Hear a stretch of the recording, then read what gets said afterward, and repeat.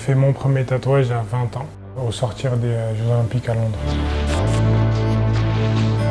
Je voulais un truc qui me rappelle les JO. J'avais prévu de me faire les Anneaux Olympiques, mais au final, comme j'étais hyper déçu de ces Jeux Olympiques-là, j'ai fait un tout autre tatouage. Là, je me suis fait tatouer une phrase de Socrate. Franchement, c'est quoi, j'ai pas fait de dessin, je ne l'ai pas entouré, j'ai juste placardé la phrase sur mon avant-bras pour pouvoir la voir tous les jours. La chute n'est pas un échec, l'échec c'est de rester là où on est tombé.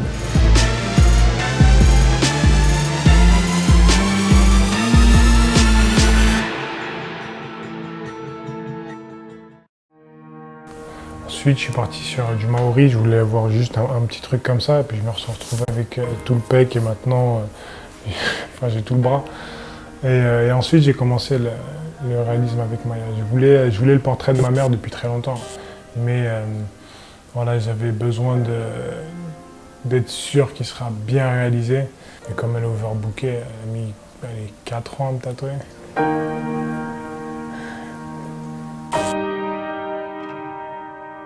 En fait, j'ai pas mal de tatouages différents, mais on est toujours à peu près sur la même histoire. En même temps, c'est mon histoire à moi. Après, j'ai vraiment deux parties de mon corps.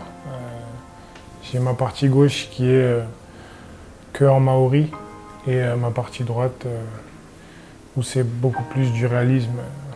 Et des portraits, ma mère, mon fils, l'Afrique, l'Europe, enfin voilà, tout un tas de trucs mélangés. Est-ce que j'ai déjà laissé un tatoueur décider pour moi? En fait, c'est pas qu'il décide pour moi, c'est que je pense que les tatoueurs, c'est des artistes, tu vois, ils s'y connaissent bien mieux que nous.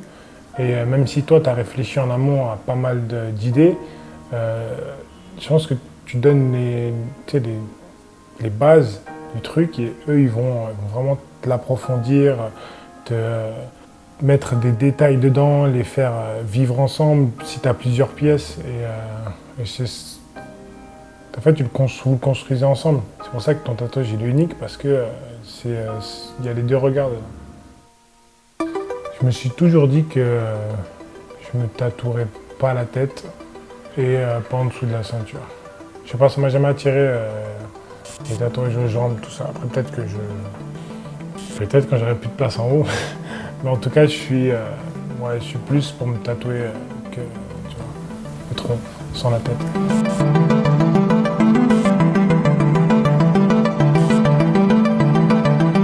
Si je devais garder qu'un tatouage, moi je garderais ma mère, forcément. Regretter un tatouage. Je pense que je suis trop jeune encore pour regretter un tatouage. Parce que généralement, avant de me faire tatouer, j'attends des années. Quand j'ai une idée dans la tête, j'attends vraiment des années avant de la mettre. Je pensais pas que le tatouage était une addiction, mais au final, je pense que oui, parce qu'au fur et à mesure, en fait, tu as des nouvelles idées, tu voudrais, ah ouais, mais ça serait bien si tu le rajoutais là, ou ici, ou là. Et au final, moi, je suis un mec, j'aime bien les choses assez symétriques. Donc, les zones qui sont remplies à gauche, je veux qu'elles soient remplies aussi à droite. Donc, du coup, c'est que si tu dépasses un petit peu là-bas, tu vois. Et au final, je me retrouve, je voulais avoir juste les épaules comme ça, et là, dans ma tête, je suis déjà avec les deux pecs, les deux bras, voire tous les dorsaux, tu vois. Est-ce que je laisserais mes fils se faire tatouer? Je me suis tatoué. Pourquoi je laisserais pas mes fils se faire tatouer? Après, chez moi, on est ouvert sur certaines choses, mais en gros, il faut avoir le droit, entre guillemets, de le faire, l'âge de le faire. Moi, j'ai attendu 18 ans avant de me percer les oreilles. Je me suis fait mon premier tatouage à 19, 20. Donc voilà. Après, c'est sûr que s'il arrive à 15 ans avec un truc là, ça va pas passer.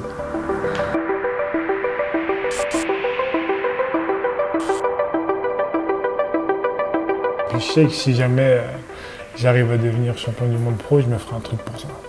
Donc, ils n'ont pas tous un rapport avec, mais je pense que les grandes étapes, on va dire, de ma carrière, j'aimerais quand même en garder un souvenir, surtout que c'est un truc assez cool. Avant les combats, avant certains entraînements, quand quand voilà, je suis en plein stage, que j'ai plus trop le moral à ça, que j'ai plus trop la tête à ça, je me rappelle toujours pourquoi j'ai fait ce tatou-là.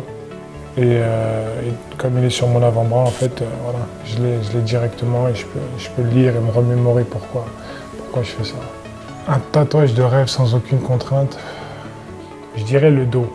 J'ai toujours trouvé ça super beau d'avoir genre tout le dos tatoué, tu vois, mais genre super, tu vois, pas 8000 pièces, un truc super, tu sais, qui rend bien, on dirait un cadre.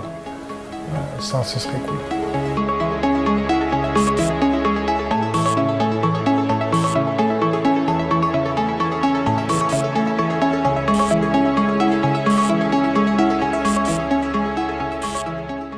Are you listening? Blaise. Damn.